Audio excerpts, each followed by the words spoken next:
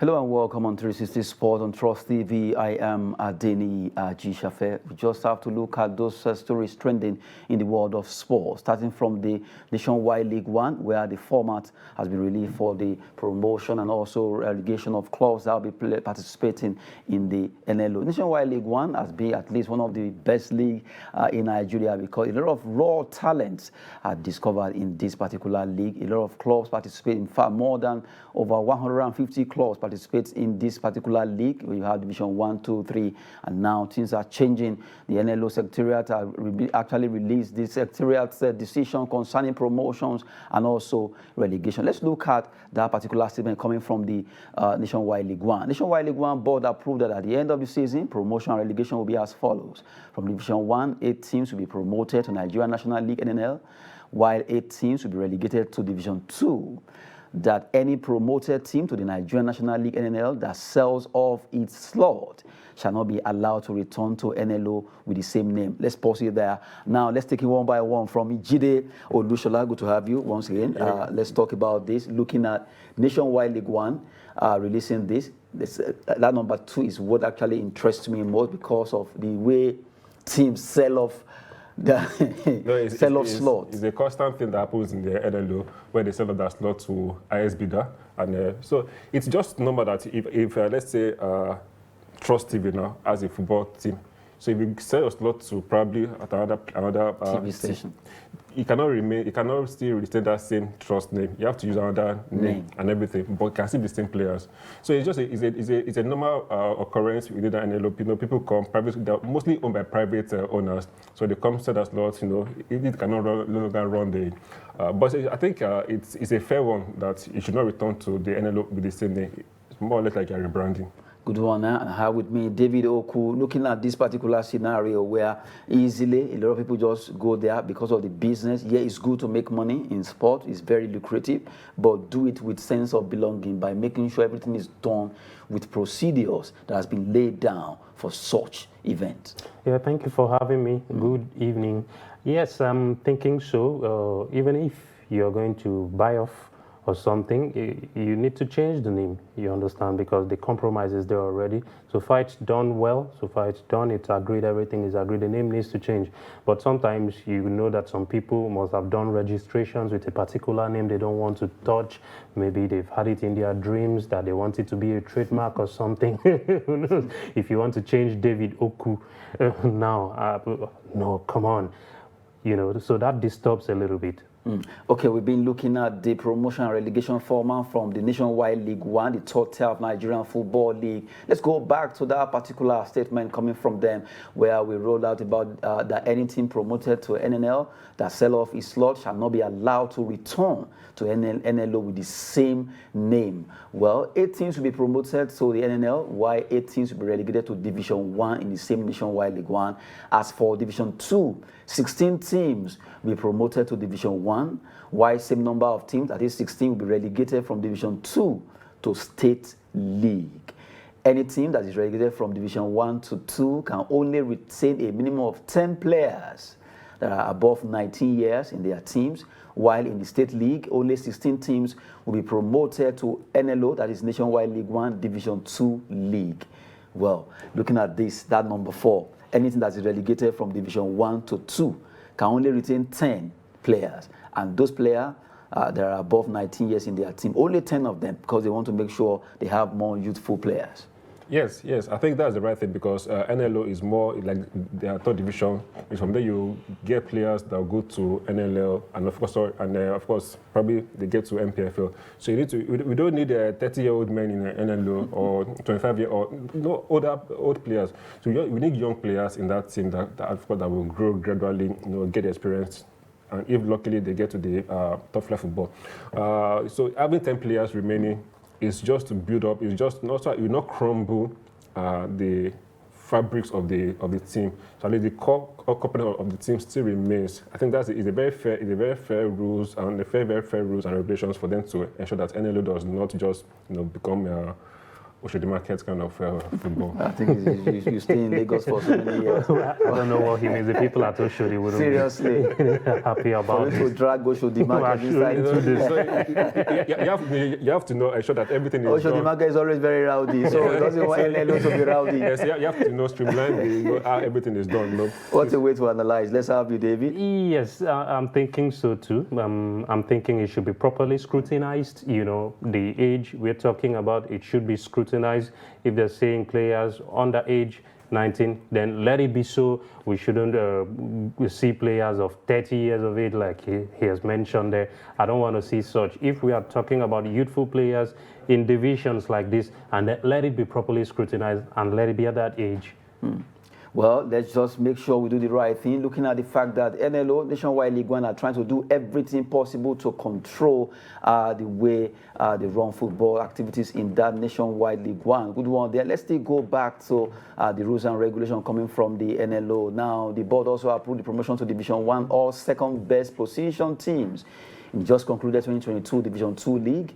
It also informed that at the end of the current season, the Division 3 will be merged with Division 2. Wow, that's a good one there. And then ahead of 2023 season, the NLO informed that Division 2 League will be known as a youth league, strictly for players within under 19. Let's look at these two. What a way. Perfect. Perfect. I like that number 6 decision. Youth league, strictly for players Under 19. But my only fear, which we all know, is that age cheating. Are we going to really pick the under 19? Exactly. Are we going to have players who are actually under 19, who are below 19 years, play in this league? The youth league. Youth league. So if we can achieve that, if we can actually get players who are actually under 19 inside this league, I'm sure our league will grow gradually, because of course the old legs will surely retire. And then we have real players, coming up to represent Nigeria in every competition worldwide. So I think that's my only fear. It's a good one, but my only fear is just that are we actually going to get players who are actually under 19? But if they are straight enough, looking at what happened at the under 17 WAFU B, you understand? Yeah. At least gone are those days when we normally just pick players to go. They are older than But this time around, you see that really those boys look 17 or under 17. And you look at under 20, the same thing. At least MRI is being MRI used. scan is really is being used, but sometimes MRI scan cannot actually give us the exact date. It just looks at the bone. Okay, this bone is still flexible enough. Probably it's 4, 5. No, they have grade. But what NFF did for this under 17 was that they increased, or rather they lowered the grade to 4 to ensure that they actually get somebody right. Yeah, somebody close. These players can always forge documents that they're actually under whatever, but it's a good step. And my whole prayer that if the NLO management board can bring MRI scan, to ensure that, and they reduce whatever factors to ensure that they actually get. When you see another 19, at least physically you're able to know that okay, yeah, this guy is still young, but then they should still use MRI scan to ensure that actually this person is really under 19. Talking about the youth league there, David, looking at from all these released statement from NLO former secretariat, it seems I see them to be kind of more organized, because I've been watching seriously, despite the fact that they are the closest to the grassroots. They are the closest to the grassroots, but I love the way they've been able to arrange everything one way or the other, despite the fact that they are the lowest in the cadre when you look at Nigerian football. Yet, they seem to be more organized. I'm really very impressed. Yeah, kudos to them. Kudos to them for that. Another thing I want to add, aside from the age brackets or age limits, which sometimes are not the case or what they say, is welfare for these people. It's good to catch them young, but another thing is sustenance. When you sustain them properly, then they could grow into what you want, sellable. You understand? You can commercialize them, and better representation of these players. So if the welfare is there by those who are at the top, then it means we are going to see better players, at this level. And people will be willing to come in here as young players under 18, 19, not people who are 30 years, you're seeing them as under 19s. So they should be able to, do away with all unscrupulous elements which would try to come in to scooter their plans to achieve success in what they are going about. What they are going about, looking at the fact that, yes, the NLO nationwide, we've been talking about it. That's part of the teams that play there, and it's been a wonderful one. Now, Jide, when you look at Nationwide League One, NNL, NPFL, violence has been the order of the day, especially in NNL and NPFL. NPFL and NNL, they actually have degrees in I can give them degrees in violence.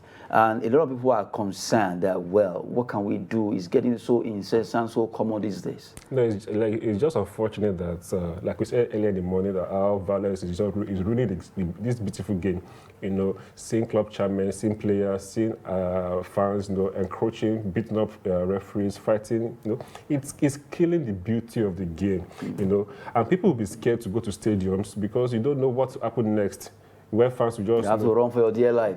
And if there's violence in a stadium, please, who come to the stadium and watch football? You are losing money. Who will invest? Which businessman or company will invest in a league that is full of violence? No.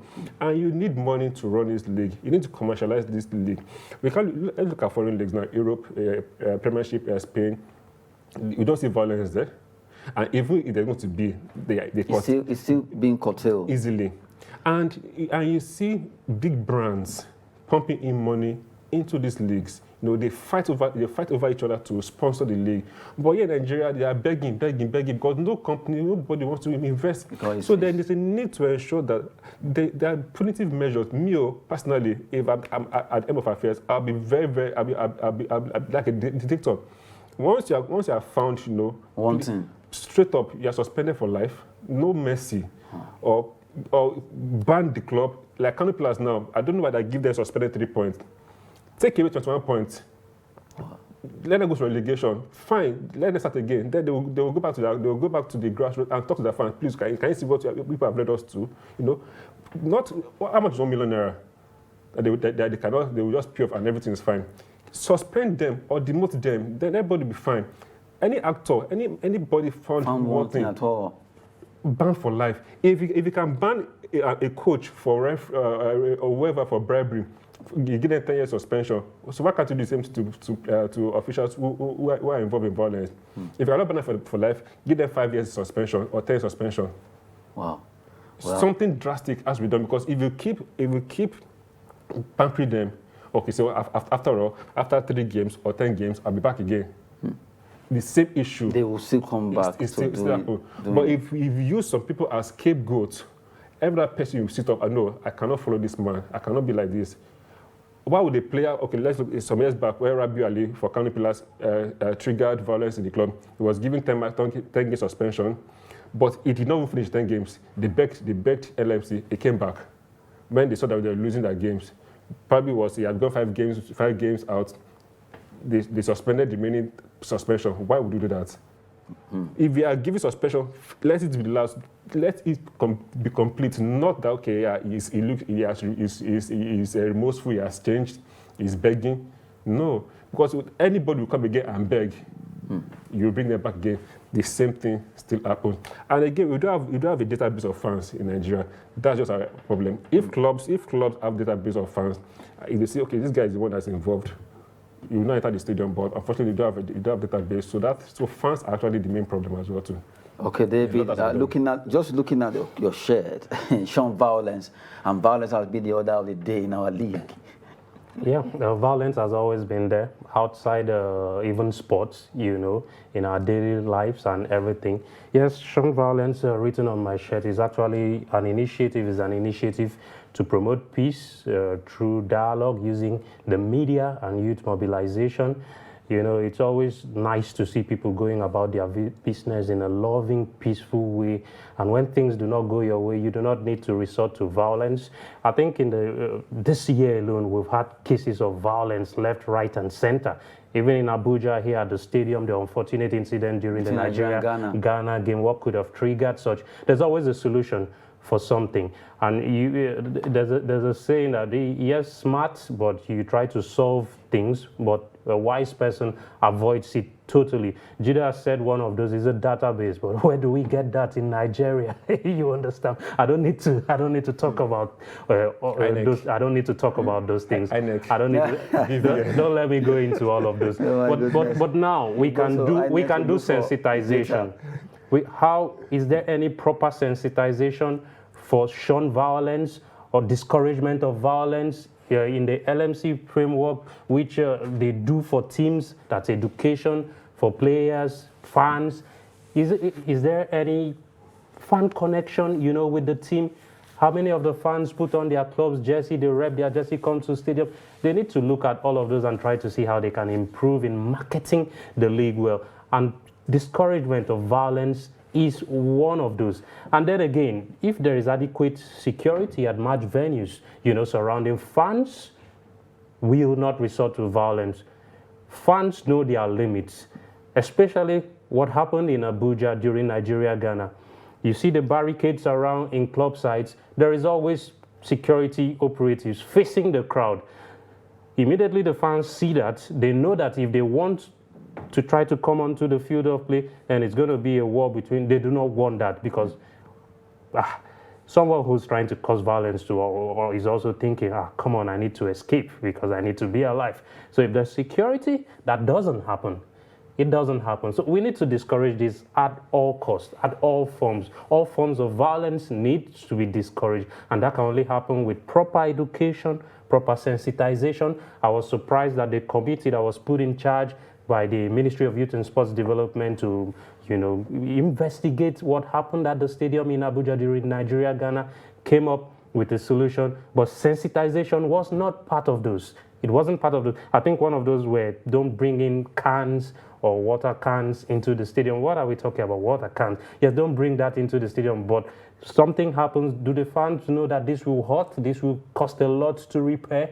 That is what we need to have at the back of our mind. So education, then adequate security and provision, bringing fans together, let fans have a say to bring them together, let them not be left aside. Then when it's time for a football match, you buy tickets, go in, see your team. That's not the connection between fans and their team.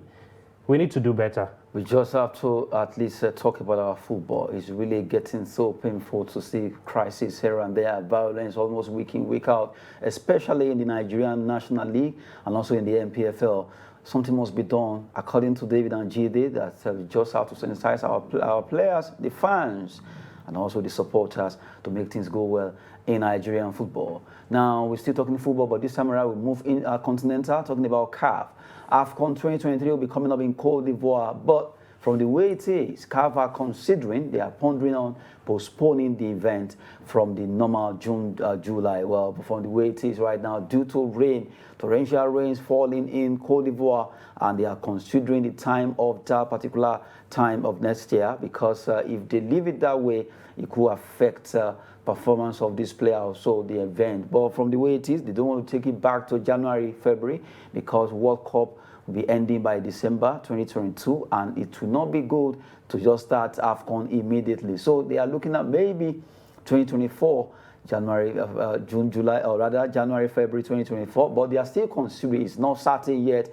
By the time they meet in Tanzania for the 4th CAF Congress, maybe they will decide concerning that. From the way it is, a lot of issues coming up concerning the weather condition of Côte d'Ivoire. Rain this season. Yeah, at this season it's raining, West Africa, right, and a lot of mosquitoes. And these players who ply their trade, over would not want to. Yes, that's a risk for them. Then the weather conditions not palatable at all. I am thinking if they move it, like you've said, from 2023, then it's going to be 2024. That's January, February, the customary January, February.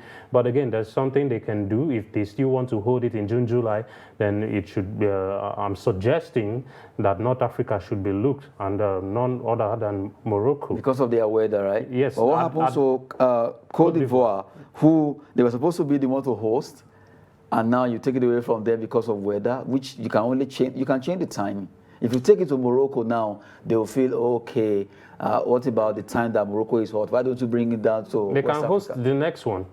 They can host the next one in 2024 in January, February, because we are looking at weather, and it's very important. And if they are taking it away to North Africa, there are 2 countries considered now which has done well, Morocco and Egypt. Let me take you on this. We know how hot Qatar is by the time, the normal time they want to play World Cup, which is normally June, July, thereabout. But now they have to shift the dates to November, December, when it will be less hot. Why didn't they take it to another country? The thing is, now in North Africa, the weather is hot. In Egypt, at the Afcon 2019, at this period, it was hot. In Morocco, it's the same. And in North Africa, it's hot at this period. So my own is that Côte d'Ivoire can still host the competition, but not in June, July 2023 because of the weather. So whatever happens, it's left for CAF to decide. If they want to take it away from them, then we cannot look further than Morocco and Egypt to host it because of the weather conditions. If they want to keep it with Côte d'Ivoire, then they need to do something about January, February, because of course, in 2023, we cannot have an Afcon in January, February after the players must have exerted so much at the World Cup in Qatar in November, December. Opinion from Jide there seems yes, differ with this. No, on a lighter note, they can employ rain doctors. That's Côte d'Ivoire. My goodness. To hold the rains for them. But on a more serious note, I still feel that they can still hold, personally, I still feel they can still hold the Nations Cup June, July. Yes, the rains might fall. Yes, it happens in football. It's nature. But then you ask a question about Qatar. Qatar has, of course, by December it's going to be hot, but they've ensured that their stadium is full of AC, which no African nation can develop what Qatar has done in the first place. So it's, if they take it to January, February 2024, it's still okay for me, because how many nations will play? Nigeria is not playing in a World Cup. Only five African countries are playing in the World Cup. So what energy are they exerting again? Where we are going to have over like 28 African teams that will play. So only 5 nations will probably go to the World Cup. That will play in the World Cup. They may play again in the Nations Cup. So it's nothing. 5 out of 20. But maybe they're looking at, even the 5, they finish World Cup December, and then you expect Afcon to just start in January. They just feel, okay, the clumsiness. Okay, but are we not seeing players that we just finished the season now playing Nations League? But you should know that those 5 countries will have a burnout. You recall prior to the Nations Cup in Cameroon, the issue between clubs and country, club versus country row, in terms of releasing players. We all saw it. So now after the World Cup, players wants to leave for the Nations Cup. No, it will be nice. It will be nice. It won't be. Because one, the club will just feel what is happening. You want to take these guys away totally for the next 6 months, but I think that 2024, January, February may actually work. Or like David said, maybe they should take it to North Africa, but that I'm not too sure, because Côte d'Ivoire, as it is, like we say in our local parlance, they will die there to host that competition. But Côte d'Ivoire, as it is right now, I don't know what will happen in the next few months. Their facilities are not ready to host the competition. They're still trying to fix up their stadium. But Morocco, Egypt, I think they are always ready. Always ready for anything. Thank God now. In fact, they are hosting the Nations Cup for the women, so their stadium will be ready to host any competition. But Côte d'Ivoire, they're still trying to fix the tracks, fix whatever they're fixing, and we know how long they can take in Africa. They can take years to really finish up, to just construct road. It can take them years. You just hope that CAF will come up with a decision that will be palatable to all the teams that will be participating in the Afcon that Côte d'Ivoire will be hosting. 2023 Afcon, we're looking at maybe it will be postponed due to weather conditions. We just look at that particular stories there. Now, before we go, let's quickly run through some transfer story. Quickly, let's take them one by one. Dortmund will only accept £103 million or more for Jude Bellingham, linked with Liverpool, Manchester United, and also Real Madrid. He has been fantastic for Dortmund, but now news came out that £103 million or more for Liverpool, Man U, Real. If you want him, cough that money out. And the second one said the 2 unnamed Premier League clubs are interested in Emmanuel Dennis, valued at £20 million by Watford. Emmanuel Dennis, a Nigerian striker, playing with Watford after getting relegated. Now he wants to leave, and clubs are coming. But unnamed Premier League clubs, well, a lot of people know that one of them. Let me ask you a question. Where is Jude from? Jude. What country is he from? From England. Thank you. Is he as good as Emmanuel Dennis? Oh, come on, you should know, you should know better. The hype from England is enough. What does he have that they are trying to bid him for 103 million pounds? Or more. Or more. Or more. I don't know. It's silly. Even Erling Haaland didn't go for that amount. They are just trying the goals. I'm sure they are doing that to just at least put away. And some clubs might just be angry and drop the money. Who are those clubs? I don't know. But not every club can afford to drop that amount. But they're falling. Yeah, but I know City can afford. City, Man City, Man City PSG, can afford. PSG can afford it. Real not even do Real will not do it. Now they're falling our own Nigerian boy, Emmanuel Dennis, who's a better striker for 20 million. But Jude is a midfielder, an attacking midfielder. Whatever it is, a defender, it does not worth that amount of money. Okay, he's a midfielder, yeah. But is he going to score goals like Emmanuel Dennis? He can't score goals. He can't score goals. So why is Emmanuel Dennis not having the hype? Because he's a Nigerian. Do you think so? Jude, what? I don't know. I leave two of you to face yourself concerning that. Why these guys and their pounds? I'm thinking some of these Nigerian players of Nigerian origin, they need to carry journalists, African journalists, or like he's from Nigeria, for their promotions. It will be better if they do that because it will give them more mileage. It is only African journalists that can tell their story. You can tell him our Dennis's story better than any other person. And they should have better agents that can actually strike up very good But deals. before agents can actually strike a better deal for you, you two need to perform very well because right now, maybe Osimhen is the only outstanding, if you want to say outstanding, African belong player to that Nigerian player. If we want to look at outstanding player there, maybe Osimhen should be rated, but others, you'll be wondering that, okay, you can rate them as maybe mid-table players. That's why. Well, let's take the last straw on the log, talking about Neymar. Neymar could leave PSG, considering after feeling targeted by Nasser El Khelaïfi's criticism of team's performance last season, well, he played his best, but right now, the president of that club, Al Khelaïfi, says, well, teams need to up their game concerning this season, and that is not going well with Neymar, who feels, well, he's been targeted, and now he's looking to move away. Yeah, of course, you can't be the most expensive player in the world. Are you not perform well? When it matters most, we don't see Neymar coming on board to ensure that he gets the right thing for PSG. He doesn't come on board.